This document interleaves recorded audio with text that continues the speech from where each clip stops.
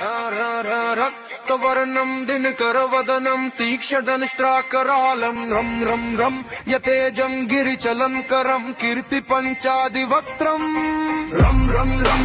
राजयोगं सकलशुभनिधिं सप्तभेतालभेदं रं रं राक्षसान्तं सकलदिशयशं रामदूतं नमामि रं घं घं खड्गहस्तं विशिच्वरहरणं वेदाङ्गदीपं गं गं खड्गरूपं त्रिभुवननिलयं देवतासुप्रकाशं खं खं कल्पवृक्षं मणिमयमकुटं मायमायास्वरूपं खं खं कालचक्रं सकलदिशयशं रामदूतं नमामि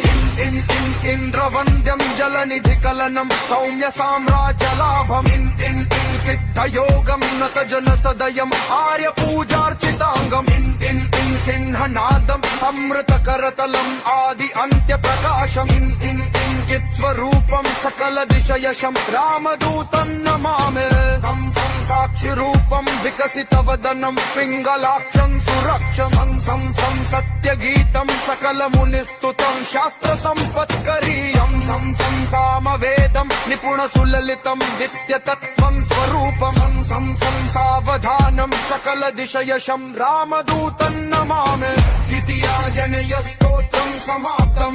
सूक्ष्मावतारम् अन्तरात्मं रविश्रिनयनं